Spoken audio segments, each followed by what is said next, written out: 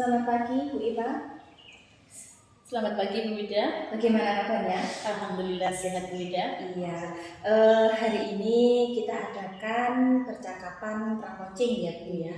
Jadi pra-observasi. Jadi sebelum saya melakukan proses observasi atau proses supervisi dalam pembelajarannya di kelas Bu Ipa, perlu diketahui bahwa supervisi atau observasi itu ditujukan untuk mengetahui jalannya proses pembelajaran yang akan Bu Ipa lakukan, dan pra-observasi ini adalah langkah awal sebagai persiapan pembelajaran agar Bu Ipa lebih siap dan lebih percaya diri dalam memberikan pembelajaran yang baik bagi murid.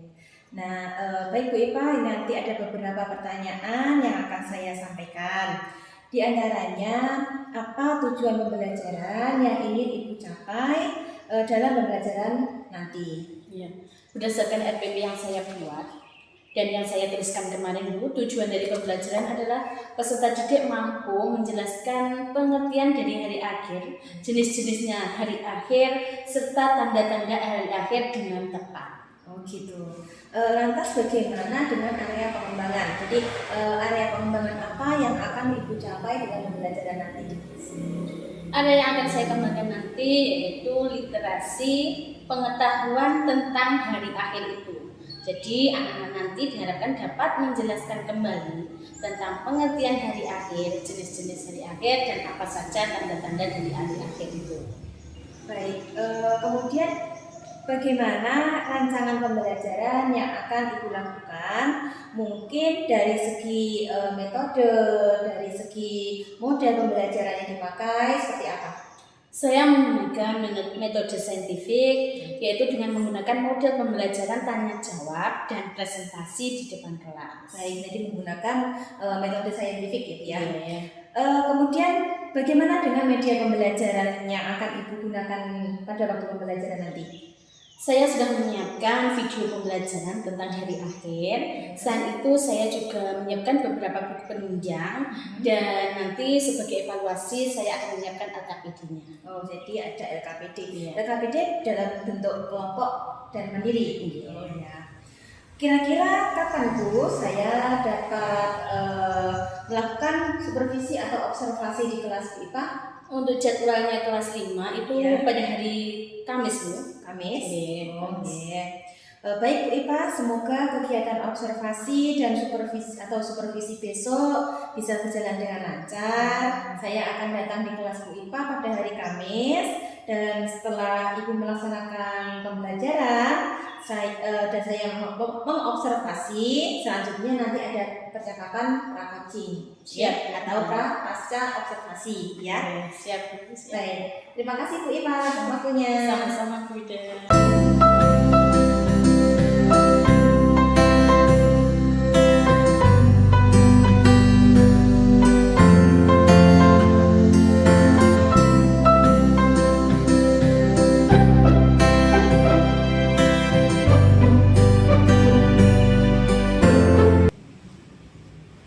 Selamat pagi Bu Ipa. Pagi Bu Ida. Gimana kabarnya? Alhamdulillah sehat Bu Ida. Alhamdulillah. Bu Ipa, kemarin kita sudah melaksanakan observasi di kelas Bu Ipa. Kali ini kita akan mengadakan percakapan pasca observasi untuk merefleksikan pembelajaran yang sudah berlangsung kemarin. Nah, mungkin Bu Ipa bisa mereview sedikit apa area pengembangan yang Bu Ipa lakukan pada saat observasi kemarin. Baik Bu Ida, area yang saya kembangkan ketika observasi kemarin yaitu literasi, di mana tujuannya yaitu murid mampu menjelaskan kembali dengan lancar tentang tanda-tanda hari akhir. Selain itu, tujuannya yaitu dapat mengembangkan tanya jawab kepercayaan diri anak ketika mereka mengadakan sesi tanya jawab. Ya, baik. Bagaimana perasaan Bu Ipa waktu pelaksanaan observasi kemarin? Perasaan saya ketika observasi kemarin yaitu sangat senang karena bisa menggunakan berbagai media pembelajaran sekaligus menggunakan strategi pembelajaran. Akan tetapi ada sedikit masalah Bu Wida dalam pembelajaran kemarin. Mungkin Bu Ipa bisa menceritakan masalah apa yang muncul dalam pembelajaran yang dilakukan oleh Bu Ipa kemarin. Begini Bu Wida, seperti yang terjadi pada pembelajaran kemarin, saya itu merasa belum maksimal karena ada beberapa anak yang ketika melakukan pembelajaran mereka itu bersikap pasif. Seperti contohnya ketika melakukan tanya jawab antara guru dan siswa, anak-anak itu cenderung diam. Dia memperhatikan, akan tapi dia diam. Setelah itu saya tanya, anak itu ternyata tidak bisa menjawab. Gitu, iya. Dan itu menurut saya mempengaruhi murid yang lainnya.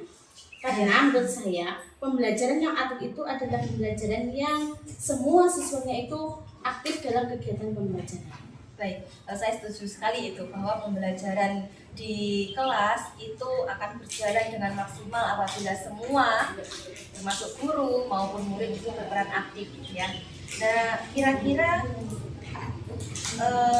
apa ya yang ingin Bu Ipa dapatkan dari hasil coaching hari ini?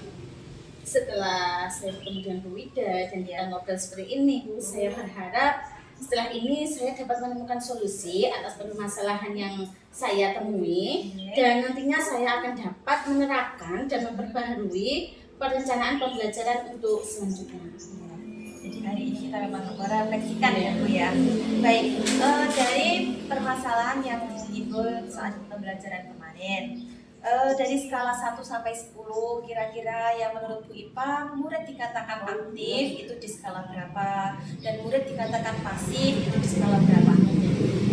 Dari skala 1 sampai 10 yang tergolong murid aktif itu berada di skala 8, sedangkan yang tergolong pasif itu berada di skala 5. Oh gitu.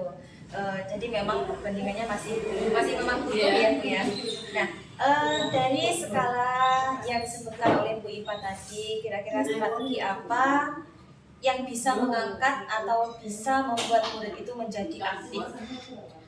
Saya akan membuat perubahan dan saya akan memperbaharui metode strategi pembelajaran yang saya lakukan. Misalnya ketika tadi kita belajarnya di dalam kelas, saya akan mencoba untuk belajar di luar kelas. Selain itu saya juga akan menggunakan strategi yang menarik seperti kita menggunakan flashcard atau kita akan melakukan kuisis dan permainan di dalam kelas. Jadi memang ini Bu Ipa, dalam pelaksanaan pembelajaran itu kita akan bertemu dengan murid yang kondisinya itu sangat berbeda-beda ya. Jadi satu dengan yang lain itu murid itu mempunyai keaktifan atau mempunyai minat sendiri-sendiri. Ada murid yang mungkin berminat dengan permainan, ada juga murid yang suka melihat-lihat video dengan melihat video. Nah, itu jadi bagaimana kita bisa merangkul semuanya dan bisa mempersiapkan semuanya agar murid itu bisa aktif dalam pembelajaran. Jadi meningkatkan minat anak dalam belajar. Nah, kemudian dari obrolan kita tadi, Bu Ipa sebenarnya sudah menemukan solusi dari permasalahan yang dihadapi di kelas. Nah, kira-kira Bu Ipa kapan mau melaksanakan rencana aksi tersebut? Mungkin minggu depan ya Bu ya, saya akan mencoba memperbaharui metode strategi pembelajaran. Ya, jadi minggu depan Bu Ipa mau memperbaharui strategi pembelajaran dan juga metode mungkin dengan media-media yang baru ya Bu ya, agar anak itu semua bisa aktif dan terlibat dalam pembelajaran. Dari sesi coaching ini Bu Ipa sudah menemukan solusi dari permasalahan tersebut. Nah, saya sebenarnya penasaran dengan hasil memperbaharui minggu depan itu. Kita kapan-kapan atau kita minggu depan bicara lagi, kita ngobrol lagi. Soalnya saya pengen tahu bagaimana perkembangan anak tersebut.